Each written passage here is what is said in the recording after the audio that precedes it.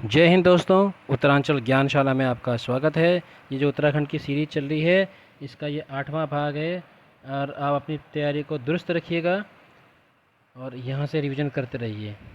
इस सीरीज़ को हमारे इस यूट्यूब चैनल को आप सब्सक्राइब जरूर करिएगा, ठीक है, ताकि आपके पास नोटिफिकेशन आते रहें और आपको सारे पुराने जितने भी प्रश्न एग्ज़ाम में आए हुए वो सारे मिलेंगे। इसके अलावा आपको अच्छे जो प्रश्न एग्ज़ाम में आ सकते हैं वो प्रश्न आपको मिलेंगे, ठीक है। प्रश्न पर करना बहुत ज़रूरी है। और एक चीज़ और ध्यान रखिएगा, ये नहीं कि कुछ भी प्रश्न पढ़ लें या कुछ भी वन लाइनर कर लें, ठीक है। सही प्रश्न पढ़ना ज़रूरी है। चलिए हम शुरू करते हैं।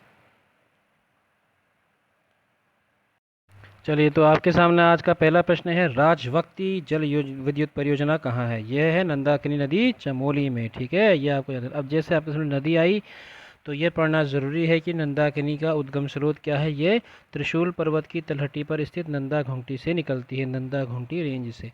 तथा इसका संगम अलकनंदा से कहाँ होता है, नंदप्रयाग में होता है, ठीक है ना।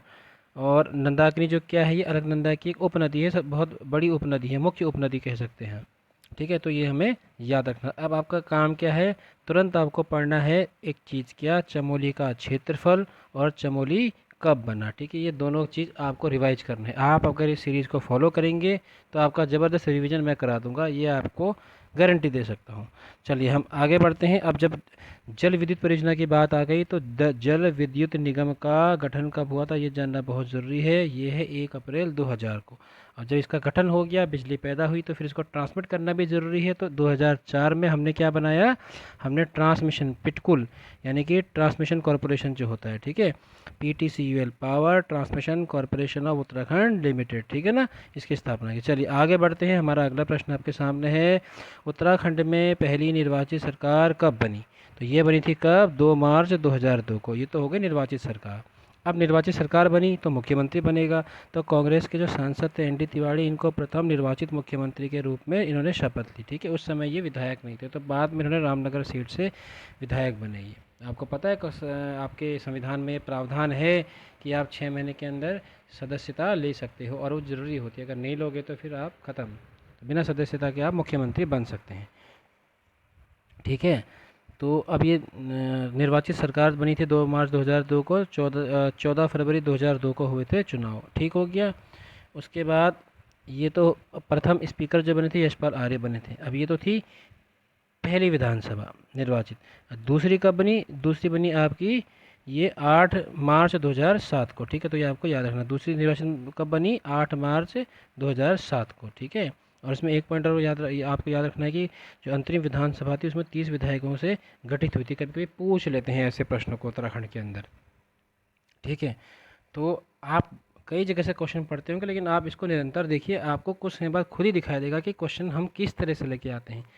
ये जितना अनुभव और ज्ञान और जितना भी मैंने परीक्षाएं दी हैं उसका ये निचोड़ मैं आपके सामने लेके आऊँगा। आपके सामने बहुत सही तरह के प्रश्न आएंगे, आप निरंतर बने रहिएगा। आगे बढ़ते हैं। अगला प्रश्न है, तीसरा प्रश्न ये है कि फसल कटाई में टिहरी रियासत के अंतर्गत जमींदार के हिस्से को क्या कहते थे, ये कहते थे तिहाड़, ठीक है। तो ये आपको पता भी होगा, नहीं पता है तो आपको याद रखना है, ठीक है ना। चलिए आगे बढ़ते हैं। चौथा प्रश्न आपके सामने है, गोविंद बल्लभ पंत कृषि विश्वविद्यालय के नाम के आगे गोविंद बल्लभ पंत का नाम कब जोड़ा गया। ये जोड़ा गया 1972 में, ठीक है। तो ये 17 नवंबर 1960 को इसको उत्तर प्रदेश कृषि विश्वविद्यालय के रूप में जवाहरलाल नेहरू जी ने इसका उद्घाटन किया था। और ये पता है आपको, भारत का पहला कृषि विश्वविद्यालय है, ठीक है। और हरित क्रांति में इसका बहुत बड़ा योगदान था। उसके बाद क्या हुआ, बाद में उत्तर प्रदेश के पहले मुख्यमंत्री जो राजनेता भारत रत्न प्राप्त करता पंडित गोविंद बल्लभ पंत जी जो थे, उनकी याद में 1972 में इसका नाम बदलकर गोविंद बल्लभ पंत कृषि और प्रौद्योगिकी विश्वविद्यालय कर दिया, ठीक है। अब आपको क्या करना है, GB पंत जी की डेट ऑफ डेथ ये बतानी है। तो उनका देहांत कब हुआ था, ठीक है। कभी कभी एग्ज़ाम में पूछ लेते हैं, अभी हाल फिलहाल में भी इस तरह का क्वेश्चन आए हुए हैं, तो आपको ये बताना है। तो इनका देहांत कब हुआ था ये आपको बताना है, 1961 में या 62 में, ये आपको बताना है। 1961 में या 62 में गोविंद बल्लभ पंत का देहांत कब हुआ था, तो ये आपको रिकॉल करना है, ठीक है।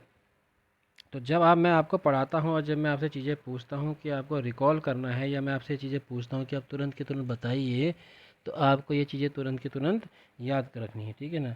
चलिए मैंने आपको एक ऑप्शन दे दिया कि 1961 में हुआ था कि 1962 में हुआ था, ठीक है, याद करिए। चलिए मैं ही बता देता हूँ। इनका जो मृत्यु हुई थी वो 1961 में हुई थी, ठीक है जी। कैसे याद रखेंगे? 72 में से 2 कम किया, 62 में से 1 कम करना है, ठीक है ना, ऐसा है ये। तो आप इसको इस तरह से याद रखना है। अगर आप मेरे साथ निरंतर पढ़ेंगे तो मैं आपसे कई चीज़ें पूछता रहूँगा, तो आपका निरंतर आप उस चीज़ को सुनेंगे और खुद मनन करेंगे तो आपका बहुत अच्छा रिवीजन हो जाएगा। अगला प्रश्न है हमारे सामने, पांचवा प्रश्न, ग्रीन स्कूल की अवधारणा के प्रतिपादक कौन थे? ये थे वीरेंद्र रावत, और ये कहाँ के थे? टिहरी के। तो ग्रीन स्कूल क्या होता है? ग्रीन स्कूल वो होता है जहाँ पर आप ये 5 तत्वों का इस्तेमाल करते हैं, जहाँ पंच तत्वों का आपका पे आधारित होता है। और यहाँ पर आपको क्या कहते हैं, जो वर्षा का जल होता है उसका संग्रहण करना, उस पानी को इस्तेमाल करना, ठीक है, वो भी चीज़ मिलेगी। यहाँ पर मैंने लिखा हुआ है, तो सारी पंक्ति मैंने यहाँ पर लिखी हुई है, ठीक है, क्या होता है, तो आप इसको याद रख सकते हैं। आगे बढ़ते हैं। छठवां प्रश्न है, गंगा गाय महिला डेयरी योजना किसने की थी? 2015 में हरीश रावत द्वारा शुरू हुई थी, ठीक है। इसमें गाय दी गई थी, 40,000 रुपये का आर्थिक मदद दी गई थी शुरुआत में, ठीक है। उसके बाद आपका अगला प्रश्न है, सातवां प्रश्न है आपके सामने, वो कहता है कि जागेश्वर का महामृत्युंजय मंदिर किसने बनवाया था? तो ये बनाया था शालिवाहन द्वारा, ठीक है। इन्हें कार्तिकेय पुरवंश का आदि पुरुष कहा जाता है। ये प्रश्न भी एग्जाम में आया है, तो मैंने इसको यहीं पर जोड़ा हुआ है। जागेश्वर को हम पांचवा धाम कहते हैं। ये 125 छोटे बड़े मंदिरों का समूह है। सारे मंदिर केदारनाथ शैली में बने हैं। वास्तुकला के लिए ये विख्यात है, ठीक है। रिवीजन करना है हमें कोई यहाँ पे अभी हम डिटेल नहीं पढ़ रहे हैं ना। डिटेल पढ़ने के लिए मैं छोटे छोटे टॉपिक लेके आऊँगा, हमें धड़ाधड़ ताबड़तोड़ रिवीजन करना है, ठीक है। फिर इसके अन्य चीज़ भी हैं आपके सामने। ये अगला पॉइंट है, अधिकांश मंदिरों का निर्माण कत्यूरी राजवंश के शासकों ने करवाया था। तत्पश्चात इन मंदिरों की देखभाल चंद्रवंशी शासकों ने की थी, ठीक है। और यहाँ पर मल्ल राजाओं का उल्लेख भी है। सबसे प्राचीनतम विशालतम मंदिर कौन है? महामृत्युंजय। इसलिए हम इसके बारे में पढ़ते हैं कि शालिवाहन ने इसका निर्माण किया, ठीक है। इसमें एक चीज़ और आती है, वो है कि निम्बर देव ने जागेश्वर मंदिर में विमानों का निर्माण किसने किया था? तो ठीक है, जो प्रसिद्ध तरह से होते हैं विमान, तो विमानों का निर्माण किसने किया था? ये प्रश्न भी एग्जाम में पूछते हैं, तो ये पूछा जा चुका है, तो आपको ये याद रखना है। ये किसने किया था? निम्बरदेव ने किया था, ठीक है ना। चलिए अगला प्रश्न पढ़ते हैं। उत्तरकाशी में भूकंप कब आया था? ये आया था 20 अक्टूबर 1991। किसी की डेट ऑफ बर्थ से याद रख सकते हैं।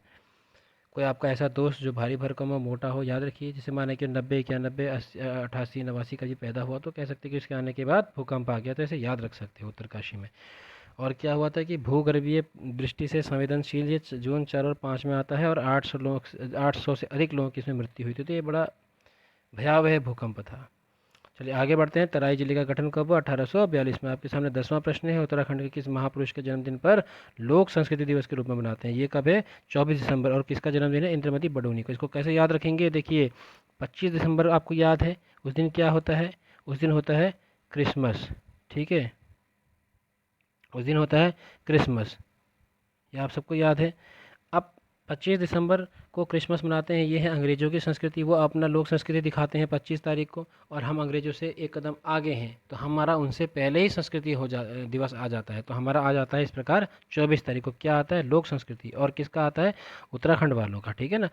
तो हमारे इसलिए 24 तारीख को हमारा लोक संस्कृति दिवस होता है। और आपको पता है ये इंद्रमणि बडोनी जी के जन्मदिन पर मनाते हैं, ठीक है ना। तो अब आप मेरे ख्याल से आपको ये याद रहेगा। जैसे ही आएगा लोक संस्कृति दिवस, तो आपके दिमाग में आएगा 25 दिसंबर अंग्रेज़ों का क्रिसमस, तो इसका मतलब हमारा कब? उससे पहले 24 दिसंबर को, ठीक है ना। अब मुझे लग रहा है आपके दिमाग में कंठस्थ हो गया होगा। अगला पढ़ते हैं, अंतिम प्रश्न है आज का। भारतीय डाक विभाग ने ये जो आपकी नंदा देवी राजजात यात्रा होती है ना, इस पर डाक टिकट कब जारी किए थे? प्रश्न आया था। तो ये किया था 2013 में, ठीक है, अगस्त 2013 में, ठीक है। उससे मुख्यमंत्री कौन थे? विजय बहुगुणा जी, ठीक है ना। तो आपको ये याद रखना। अब इसके बारे में आप थोड़ा सा पढ़ लीजिए, तुरंत अपनी किताब खोलिए, रिकॉल करिए कि ये आपकी जो नंदा देवी राजजात यात्रा होती है, इसका पहला पड़ाव क्या होता है, लास्ट पड़ाव क्या होता है, अंतिम पड़ाव क्या होता है, बीच में महिलाएँ कहाँ से जुड़ती हैं, किस क्षेत्र के बाद महिलाएँ नहीं जा सकती हैं, ठीक है ना, कहाँ से शुरू होती है, ठीक है। और जो चौसिंगिया खाड़ू होता है वो कहाँ से मिलता है, कहाँ तक जाता है, ठीक है। ये सब आपको थोड़ा पढ़ लेना है इसके बारे में, नंदा देवी राजा जाति के बारे में। और ये 12 साल में होती है, ठीक है। चलिए, तो ये दोस्तों ये आज के 11 प्रश्न थे। प्रश्न लगातार आते रहेंगे, आप बने रहिए, कमेंट ज़रूर करिए, सब्सक्राइब करिए। इसको आपको क्या करना है? चैनल को आपको सब्सक्राइब करना है, ठीक है। और जो घंटी होती है उसको दबाना है, ठीक है, ताकि आपको नोटिफिकेशन मिलते रहें। तो आपको ये चीज़ का ध्यान रखना है। और इसको दोस्तों के साथ शेयर करना है, इन प्रश्नों का अभ्यास करना है। यहाँ आपको सारे प्रश्न मिलेंगे, इसको करने के बाद आपको पुराने प्रश्नों में जाने की ज़रूरत नहीं पड़ेगी। ठीक है, चलिए धन्यवाद, जय हिंद।